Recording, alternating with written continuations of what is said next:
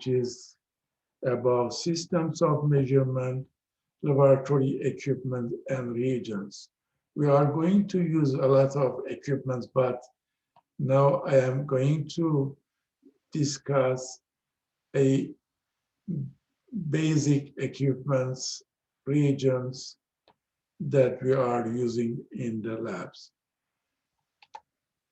Okay, metric systems uses division of multiple of tens, and there is also international system, which is most common in the clinical laboratory, and many international systems, SI base units also relate to the metric systems. Now, I want to remind you guys the basic your basic chemistry information. Okay, you may remember most of them. The base units of SI systems, okay, meter, kilogram, second, mole, ampere, and Kelvin, Celsius, and candela. Now, these are the abbreviations that we are using in chemistry, in chemical chemistry, in lab maths. Okay, meter is abbreviated M, kilogram is abbreviated kg, and so on. Okay. Now, and as you see here, all SI units can be qualified by standard prefixes that try to convert values to more convenient forms. Mega abbreviated M indicated 10 to 6 power, kilogram abbreviated K indicated 10 to third power, and deci abbreviated D indicated 10 to negative first power, and so on. I'm sure that you know such abbreviations, okay, and conversion between these measurements. Well, but I'm going to remind you and summarize the most common that we are using in the clinical laboratory. Now, SI unit for length is meter, for weights, kilogram, and for volume is liters. And you may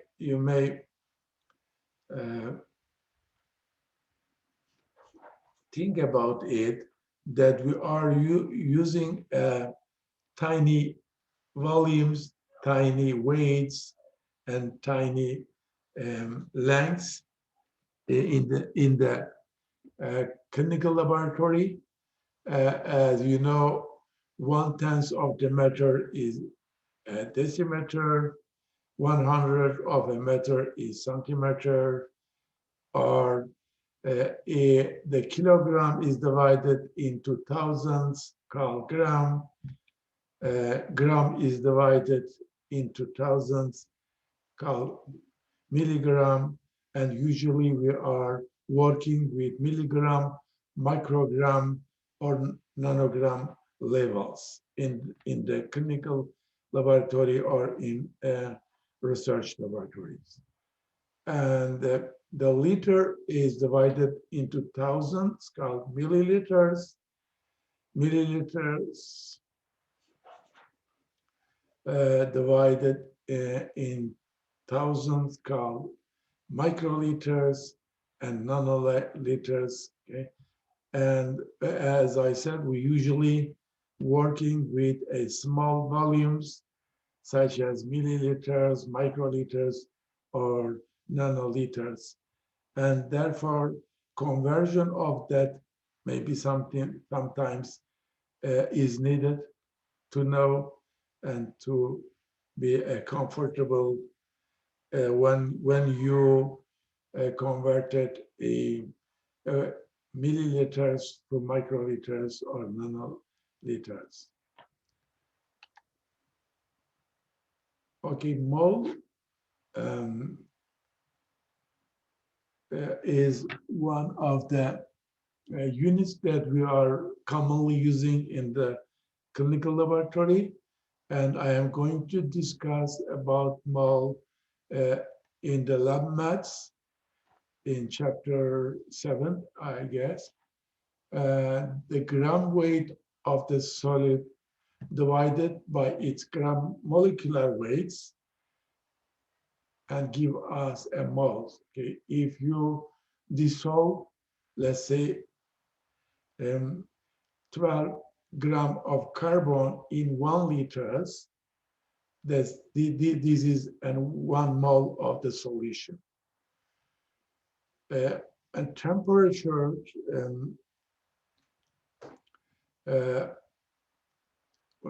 in terms of the temperature, we are using either Celsius or Fahrenheit. The basic unit of the temperature in the SI system is the Kelvin. However, the Celsius scale is used most often in the clinical laboratory. As you see, you can convert the Celsius to Kelvin to Celsius, or Celsius to the Kelvin. As we see here now, if you convert from degree of Fahrenheit to degree of Celsius, okay, you have to subtract 32 from the temperature in Fahrenheit, and then multiply with 5 divided by 9. Okay, if you convert the degree Celsius to the Fahrenheit, and then you are going to multiply the degree and the degree Celsius by 1.8, or 9 divided by 5, and add 32. Now, the question is here for you guys: if you convert 45 degrees Celsius, 24 degrees Celsius to the Fahrenheit, what would be a degree of Fahrenheit? Okay. Now go ahead. Okay, as you know, in the European countries, we always are using Celsius, degree Celsius. Okay, but it was really hard to adapt to the Fahrenheit. For me, it took a few years. Now, what are you going to do? Okay, you are going to multiply 24 by 1.8, or 9 divided by 5, and then add 32, right? Now, let's see. Okay, 75.2 is the correct answer, but among these options, you have to choose B. Okay, 75. Okay, multiply 24 by 1.8, or 9 divided by 5, and then add 32. Agree with me? I may calculate it wrong, I'm not sure. No, you calculated it right. I chose 70 because I thought you said add 30, not 32. Yeah, 75, right? Yeah, that's right. Okay. Okay, if you know the formulation, it's not hard to do that. Okay, Now, if you compare reference points on 3 temperature scales, okay, the boiling points of water, body temperature, and the freezing point of the water, these references that we are using commonly, but in the clinical laboratory, in the healthcare facilities, in the hospitals, as you see, the boiling points of water as a Fahrenheit 212, as a Kelvin 373, and as a Celsius 100, right? And the body temperature, as you see, okay, 90 point, uh, 90, 98.6 degree Fahrenheit, 310 degrees Kelvin, and 37 degrees of Celsius. Okay.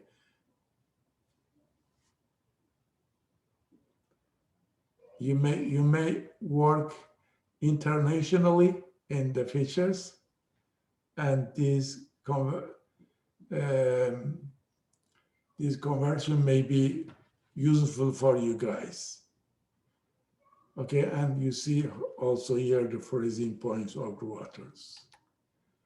Now, we also have non-SI units that we are using commonly, such as pressure is expressed in millimeter of mercury, as you see here, mmHg, and enzyme activity in international units, IU, is used commonly in the clinical laboratory.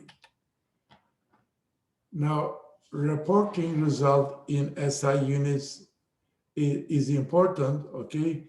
In order to be in the same page, all the healthcare providers, or understand to each other what does the lab result means, okay? We have to use the same units. We have to report the results in the same units, okay?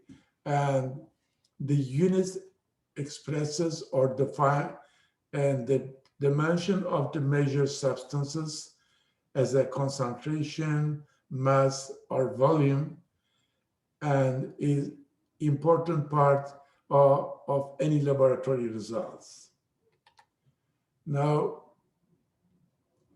if we come on the labware, okay, that we are using in the research lab in the clinical laboratory, and regardless of the consumption, the most laboratory supplies must meet the certain tolerance of accuracy.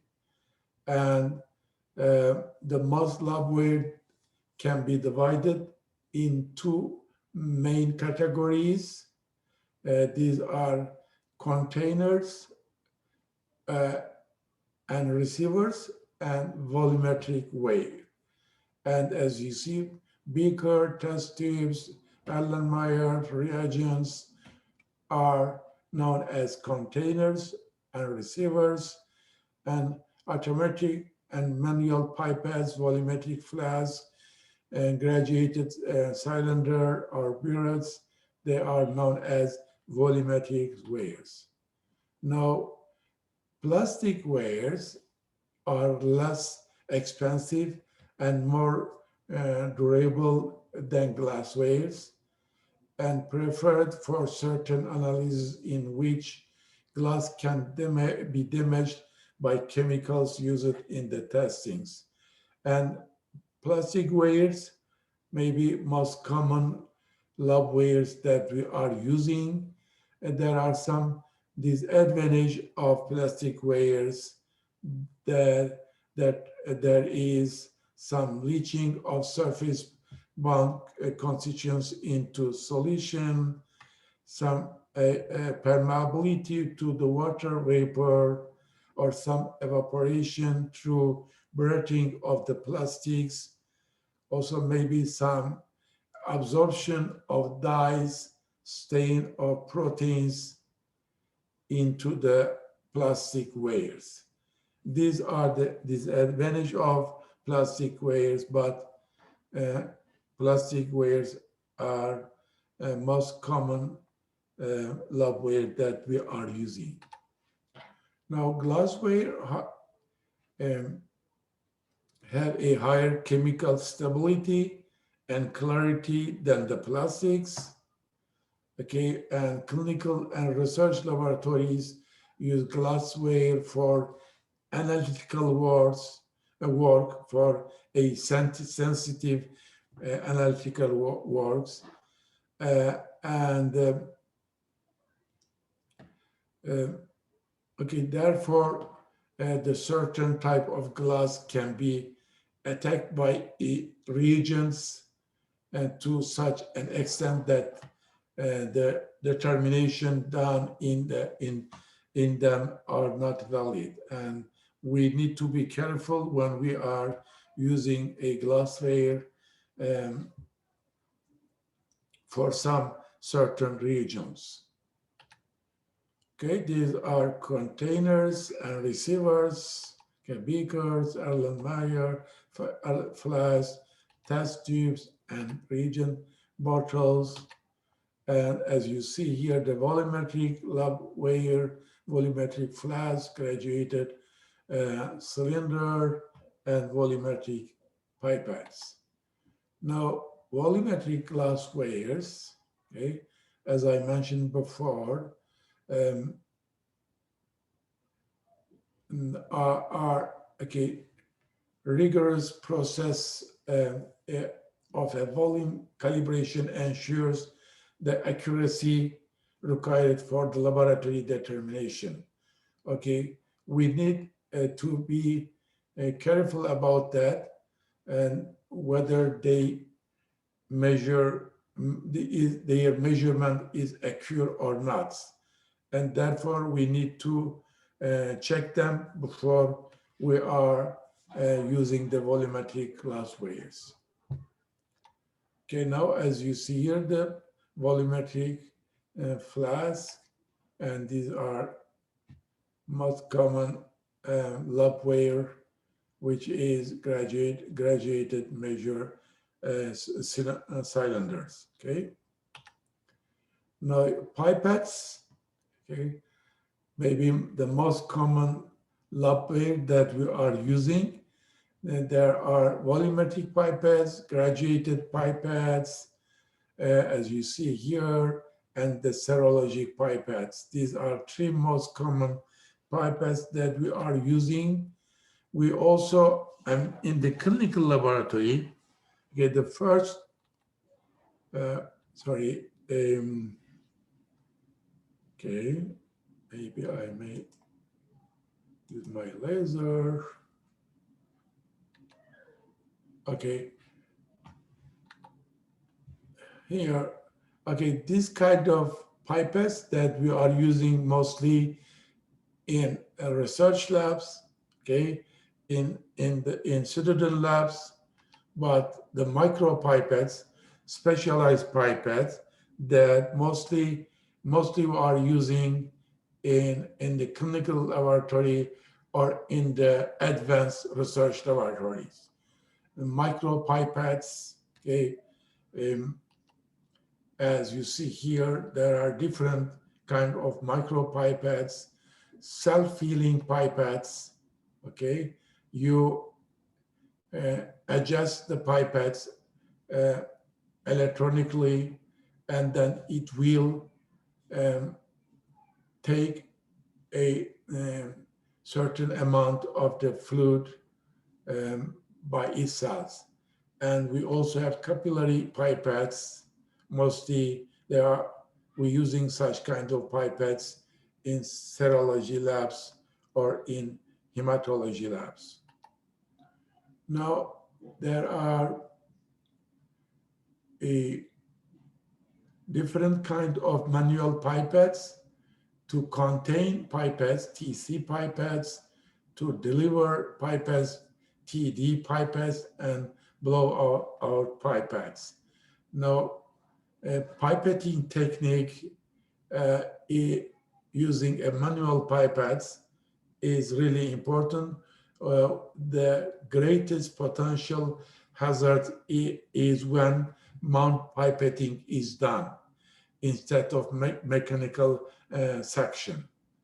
And we have to prefer the mechanical section instead of the mount pipetting. Now, as you see, the TC pipettes, okay, and TD pipettes, which is graduated, and then ball out pipettes.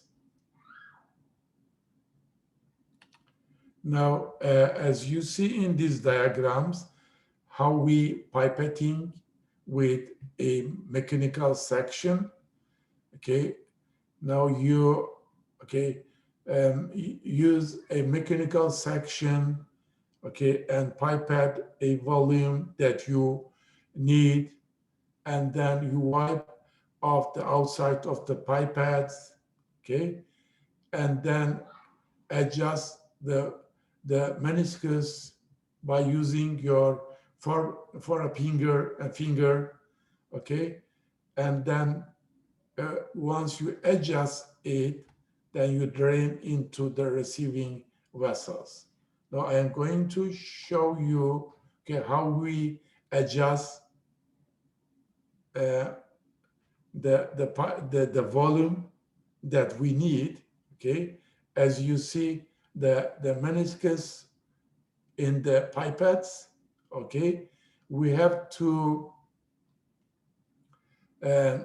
take in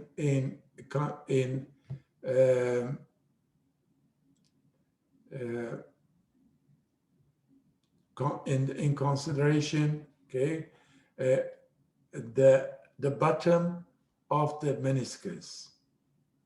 Okay, the bottom of the meniscus is a calibration mark, and reading the meniscus is supposed to be by a bottom of the meniscus. Okay, now these videos may tell us the volumetric pipette and the pipetting techniques.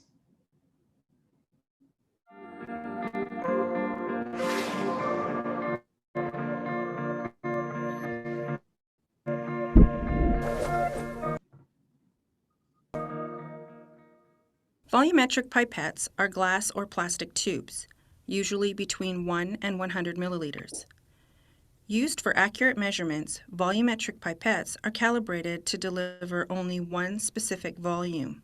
The specifications of a volumetric pipette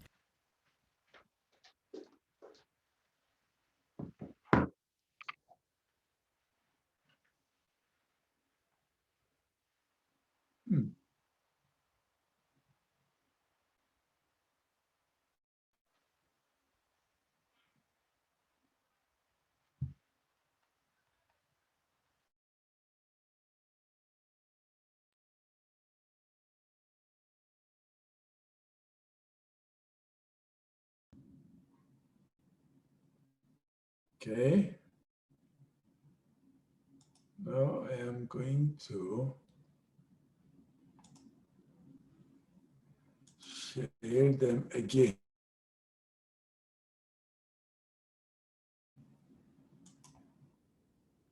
on the pipette itself. The specifications Can indicate you hear? how much liquid will be transferred if the liquid is drawn up to the calibration line on the neck, the temperature at which the calibration was made, and whether it is a TD or a TC pipette. TD means that the pipette is calibrated to accurately deliver the specified volume of liquid.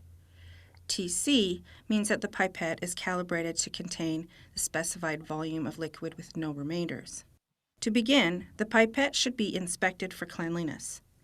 If water beads up or collects on the inner surface, the pipette is not clean. Can you see my Follow a screen? cleaning procedure or obtain a clean pipette. Yes, Pour the liquid to be pipetted into a beaker. Make sure there is sufficient liquid to fill the pipette and to rinse 3 times. Using a pipette bulb, draw up a small quantity of the liquid to be pipetted and thoroughly rinse the entire interior surface by rolling the pipette horizontally with a slight rocking motion. Drain the rinsed liquid into a waste beaker. Repeat the rinsing procedure at least 2 more times. Using the pipette bulb, drop the solution into the pipette until it is filled to about 2 to 3 centimeters above the graduation mark. Remove the bulb and quickly place your forefinger over the top of the pipette stem. Make certain that there are no air bubbles in the bulk of the liquid or foam at the surface. Tilt the pipette slightly from the vertical position and wipe the outside of the lower stem with lint-free tissue to remove any adhering liquid. Hold the pipette vertically with the tip touching the inner wall of a waste vessel and slowly allow the liquid level to drop by slightly decreasing the finger pressure. Halting further flow when the bottom of the meniscus coincides exactly with the top of the graduation mark. The pipette must be held vertically with the mark at eye level. Move the pipette to the receiving vessel with the pipette held vertically and the pipette tip touching the wall. Allow the sample to drain freely. Once the liquid appears to be completely drained, leave the pipette for an additional 5 seconds by counting to 10. Do not blow or shake out the small amount remaining in the tip, as the pipette is calibrated to deliver a specified volume with a small amount remaining. To review, the steps are: first, inspect the pipette. It should be enough. Now, as I said, we also have automatic micro pipettes that we are most common than the manual ones. And these are fully automatics or semi-automatics pipettes that we are using to prepare reagents for the instruments. Okay. Also, in most of the instruments, such kind of micro pipettes are installed, included in the instruments, and they are able to pipette automatically in a microliter levels. Now, as you see here, which a kind of automatic pipettes, okay, you set this kind of dispenser, okay, and then it will measure, okay, the amount of the liquids and then pipetted that. Now, this is a semi-automatic pipette. Okay, now using a micro pipettes is another technique that we need to know. As short. Pipetting is a basic lab skill that we use every day. Knowing how to properly use a pipette is important for maximizing precision and minimizing contamination and protocol error. First, determine which pipette you need. Different pipettes work with different volumes. We need to dispense 100 microliters, so let's use this one that's labeled 20 to 200. Adjust the pipette so that the correct volume is showing. You don't want to accidentally transfer too much or too little. Next, install the correct tip on the end of the pipette.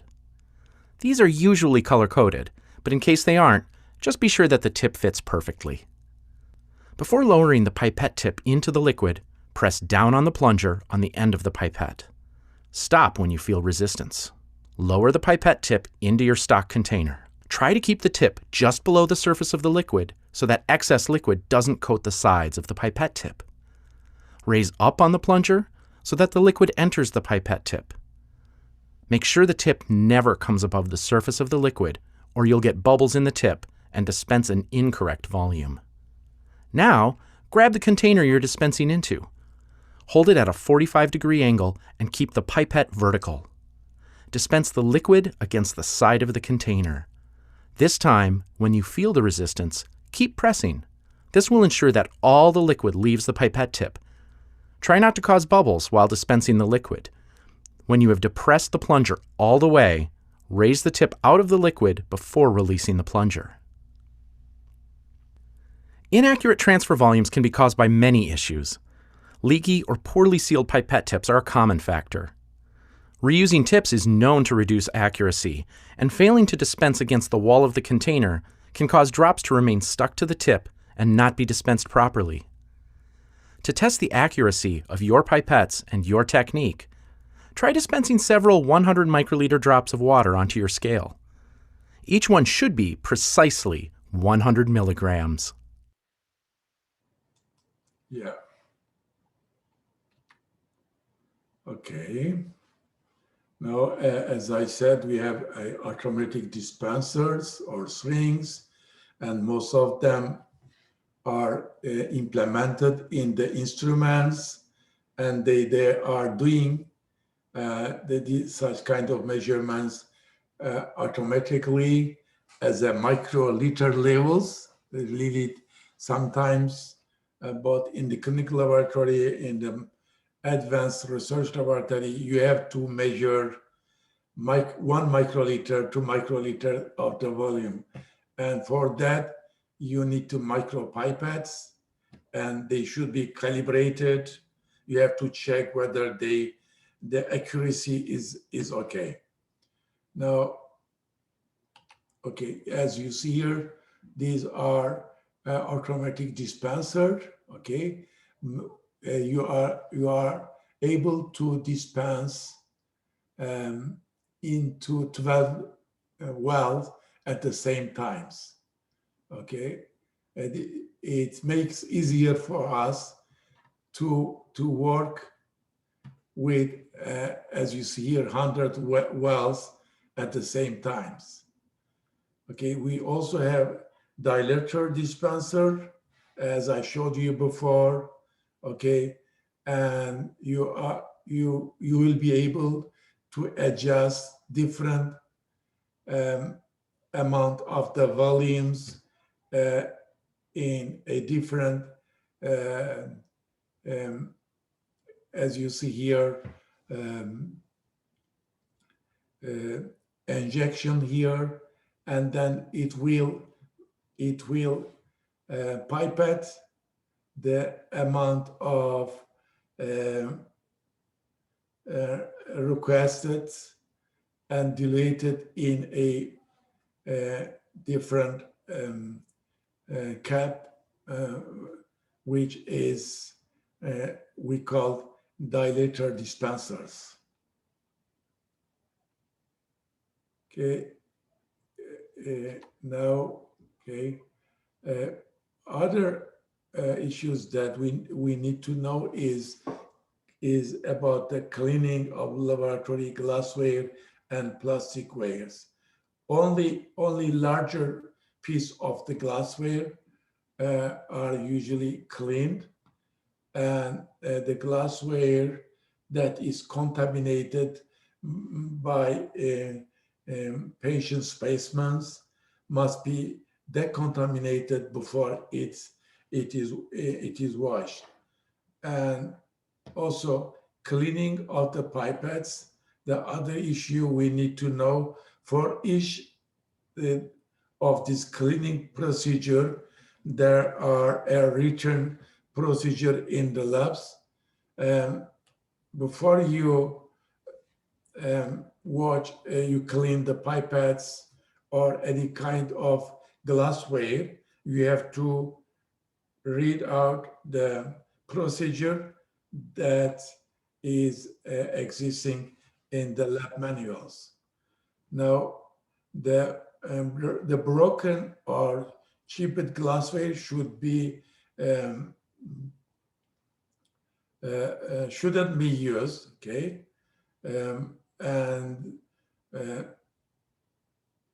We need to be careful about the broken glasswares, and we have to discard them immediately. Now, balances are a kind of lab equipment, clinical lab equipment that we are using and to balance and to weight a amount of the chemicals, reagents, standards to prepare a calibrator. We sometimes need to measure a kind of the chemicals at a milligram or microgram levels. And now, before any procedure is started, the reagents, controls, and standard solutions are prepared. Then we start to our lab procedures. Okay, the standard solution are always very accurately prepared, and analytical balance is used to weigh the chemicals for these solutions. As I said, the standards and some calibrators, some reagents need to be prepared in the laboratory, but most of the reagents are ready to use. We only maybe need to dilate them, okay? However, for the standards solution, we need to weigh chemicals to prepare standard solutions. And for that,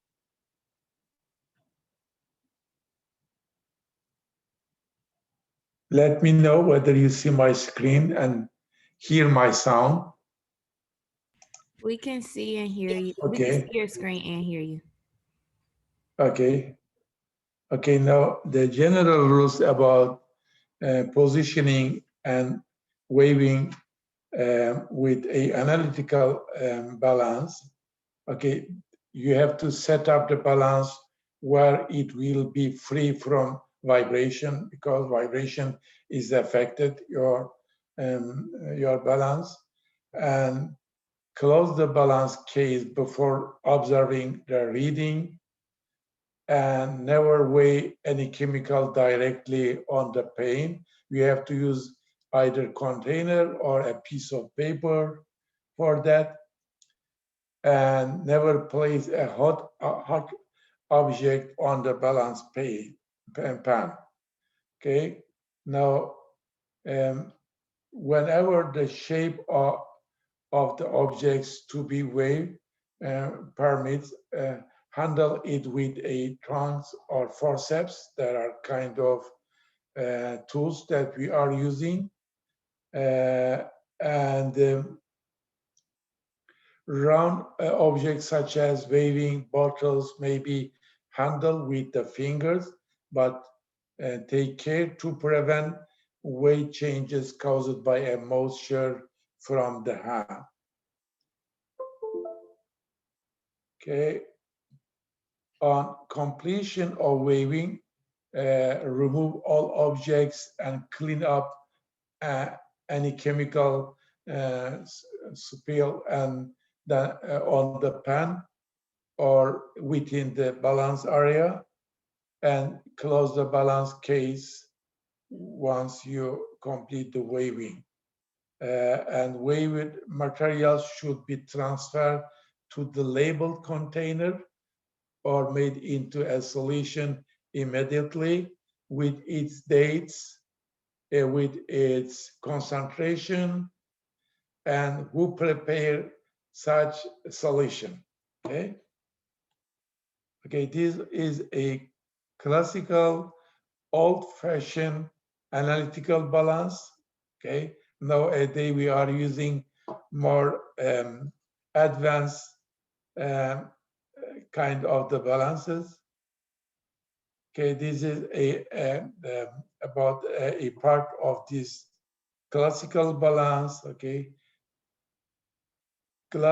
enclosure, which is prevent of air and collection of dust from distributing the process of the waving, balancing scarf for leveling the balance, or pan for waving. We put a container or piece of paper on the pan and then put a chemical that we want to wave.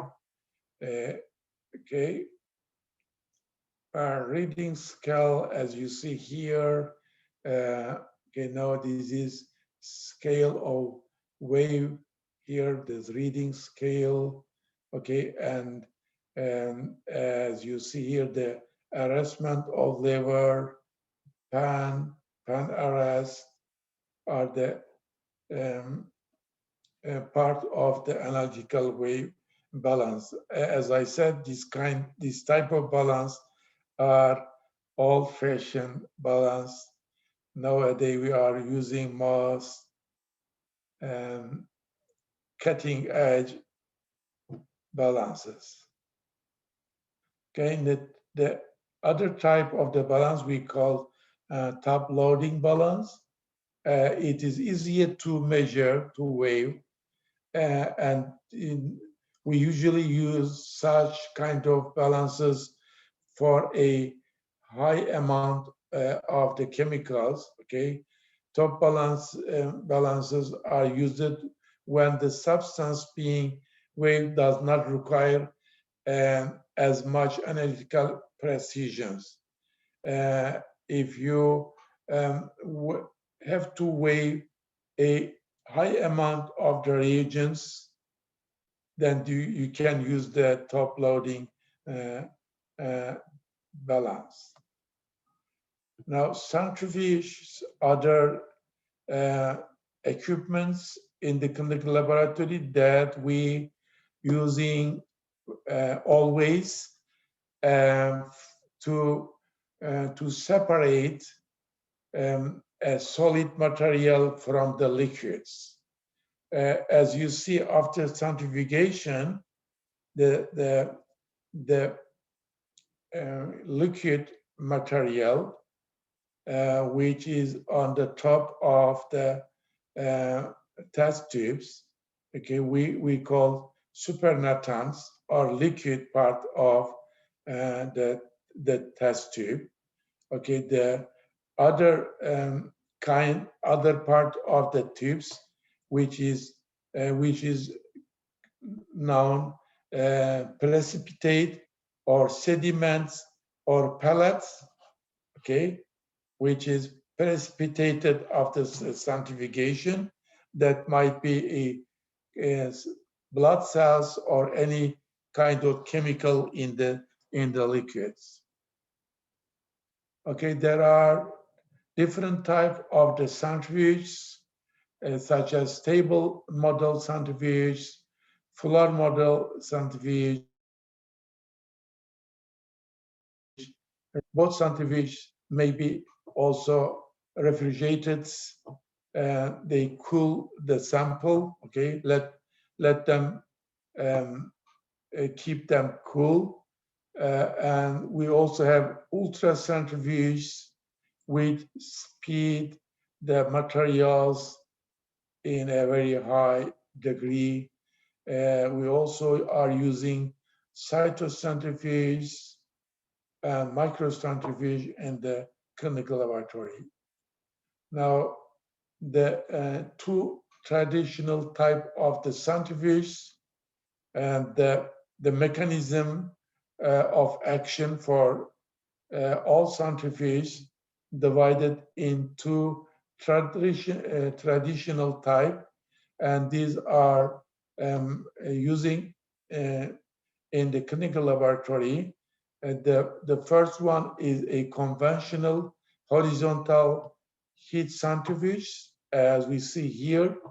The bucket of the centrifuge is as you see, is normally vertical, but when it started to spin, and then they change its position, become a horizontal. Okay, therefore we call a conventional horizontal head centrifuge. The other type of the centrifuge is a fixed angle heat centrifuge. As you see, the angle of the tubes is fixed. Okay, you are not able to change the angle of the centrifuge. And now the number of revolution per minute and the centrifuge force generated are expressed as a relative centrifugal force, RCF. Okay, RCF represent the speed of the centrifuge. Okay, you have to know what should be the speed of the centrifuge for each samples. Okay, and we are processing the blood specimens and urine, other body fluids in order to separate the fluid from the cells or other kind of chemicals separate from the fluid part of the blood or urine or other body fluids. Okay, the technical factors in using centrifuges are important. Always balance the tubes placed in the centrifuge, and tubes being centrifuge must be capped. Special centrifuge tubes can be used in the different type of the centrifuge. Keep the centrifuge cover closed at all times, even when not using the machine. And do not try to stop the centrifuge with your hands, okay? And centrifuge should be checked, cleaned, and lubricated regularly to ensure proper operation. Okay, now I hope that this will work. Okay, now is basic. I guess I'm going to come here.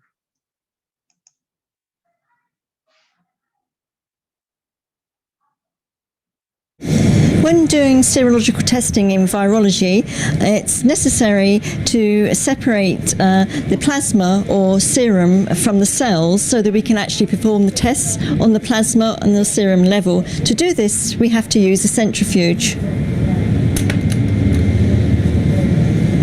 So we're going to use this centrifuge to centrifuge some samples. A centrifuge, if used inappropriately, is a very hazardous piece of equipment in the laboratory, but if used correctly and maintained correctly, then it is perfectly safe to use. But there are a number of basic rules that you must follow when using a centrifuge to make sure it is safe.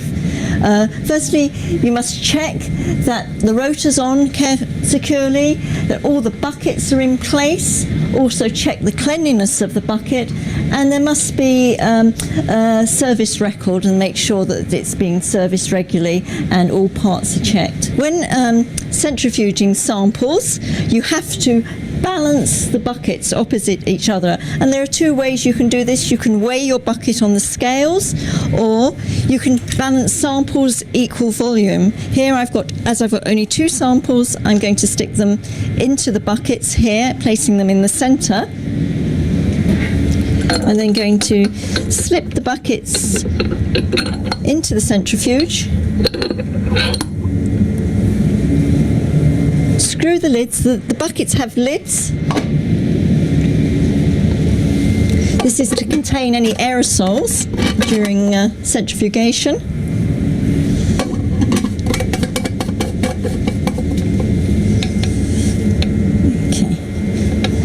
So the lids are secure, the buckets are secure. I'm going to shut the lid on here. If you hear it's clicked, you know it's shut. You can then set the speed and the time on the centrifuge. So if you set the time here, it's set for 10 minutes. And the speed here is 3,000 revs per minute. So now I'm going to start the centrifuge. When you operate a centrifuge, you should never walk away from it. You should make sure that it's coming up to speed and it's happy. You can tell that this is balanced because it's not making a noise, it's not rocking around on the bench. Should you hear any noise in there or a breakage or anything, you should stop it immediately. If you think a sample is broken in a centrifuge, then stop it immediately. Then you must leave the centrifuge for half an hour before you open it. That's to make sure that if there is any hazardous aerosols in there, it gives them time to settle. Also, when you open any buckets that come out of a centrifuge, you should always open them in the Class 1 safety cabinet for the same reason. If aerosols are built up in there, then you have them contained. So when the centrifuge comes to the end of its spinning, it will slow down slowly, and you are unable to open this lid until it's actually stationary. This lid is locked.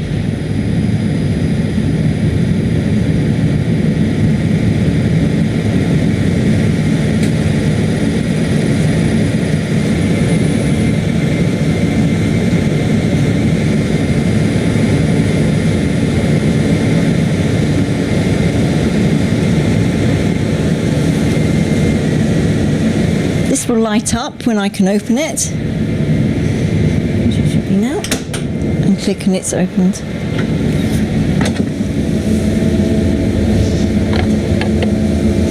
The buckets would be removed from the centrifuge and they would be taken to a Class 1 cabinet where they would be opened. Part of the maintenance of a centrifuge is you have to regularly, at least once a week, clean out the buckets and disinfect them. And we do this, you can see inside the bucket, and also the liners here as well. Okay, I'm going to skip them. Okay, what kind of lab that we saw in these videos? Did you notice what kind of lab? What is?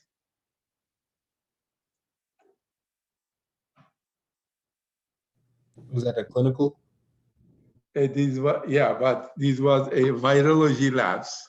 Okay, therefore they pay attention about hazards because they are working with hepatitis B, with HIV, with COVID, and therefore they pay attention, okay, not to be infected, right?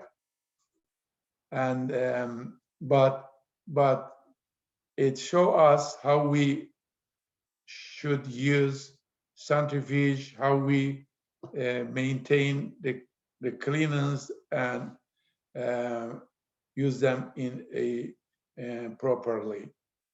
Now, as you see here, okay, there are some precautions for centrifugation of blood and body fluids. Place a hazard label on the centrifuge, okay, and include centrifugation procedure, decontamination plan in the laboratory standard operating procedure. They should be ready to get access to that. After each use, you have to check for possible spills and leaks. And if tube breakage occurs, turn the centrifuge off immediately. Leave the lid closed for at least 30 minutes to reduce the risk of aerosols. Now, okay, you have to decontaminate centrifuge interior and safety caps or buckets and rotors if tube breakage occurs, and to remove debris and dispose of it in biohazard waste. The laboratory employees should wear proper gloves during the cleaning of the centrifuge. Okay, clean and disinfect centrifuge interior, rotors, safety caps, and buckets following the manufacturer instructions. Okay. If a spill of infectious materials transmitted by inhalation occurs in the centrifuge, this is most dangerous situation. You have to hold your breath, close the centrifuge lid, turn the centrifuge off, and immediately leave the laboratory. And you also have to notify others to evacuate the laboratory and close the door, post a biohazard spill sign on the laboratory doors, and remove any contaminated protective clothing and place in a biohazard bag. Wash hands and any exposed skin surface with soap and water. Immediately report the incident to the laboratory supervisors, which we experience rarely, but it is important what we should do in such cases. Okay, now I have a few slides, okay, to prepare, to use a reagent water. Okay, we are preparing a different reagent grade waters, and these are classified as a level, as a type 1 reagent water, type 2 reagent water, and type 3 reagent waters. And type 1 reagent water is most pure water that we are using in clinical laboratory, and type 2 reagent water usually is used in hematology, immunology, microbiology, and type 3 for some qualitative laboratory tests such as a general urine analysis. Okay,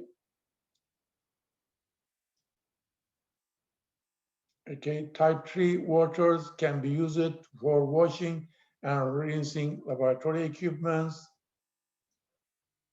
Okay, we also need to perform the quality control and impurity testing of the reagent waters periodically to measure the microbial, to monitor microbes or resistivity, to measure the pH of water, pyrogens, silica, or organic contaminants should be measured periodically in order to follow the quality control of the reagent waters. Now, there are two general methods are employed to prepare water for laboratory uses, the ionization and distillations. Sometimes we use a mix of such the ionized and distillated waters. Okay. We also sometimes need to prepare reagents, to perform a clinical lab test. We need standards, calibrators, and control serum and reagents. The reagents, they include some chemicals for each, which is specified to each test. Okay, let's say reagent for measuring of glucose, reagent to measure cholesterol, reagent to measure enzymes are specified to each test, and sometimes we need to prepare them. by adding the ionized or desalinated water into the reagents in order to dissolve and prepare a solution of reagents. Okay, and what that means, we also are these type of reagents and the chemicals that we are using, okay, are kind of hazards. And therefore, for each of these chemicals and reagents, we also need to have a safety data sheets, okay, which include information, okay, about shipping of all these hazardous chemicals, and also information about safe handling, storage, disposable of the particular chemicals is included in such safety data sheets. Okay, storage of the chemicals is important. I mentioned it before during the chapter, in the chapter 2. The flammable solvents are stored and labeled per OSHA regulation, and acetone ether are stored in a special safety cans and in approved storage units, or fuming or volatile chemicals are only open and prepared under a hood, to prevent to protect ourselves. Okay, the buffers, okay, are a kind of solution that we are using in the clinical labs. Okay, buffers, as you know from the chemistry, are weak acids or bases and their related salts that include both weak acids and its salts in the same solution in order to minimize changes in the hydrogen ion concentration. And the pH scale range from 0 to 14, as we see here. And the hydrogen ion concentration is known as pH of the solution or at pH of the bloods. You know, the pH of the bloods in our body is between 7.35 and 45, is regulated tightly. It is really essential for our to maintain the body homeostasis. Okay, we have to label each reagent container. Okay, put the date, the concentration of the reagents, and also the name of the staff who prepare. As you see here, there are labels that you have to fill out.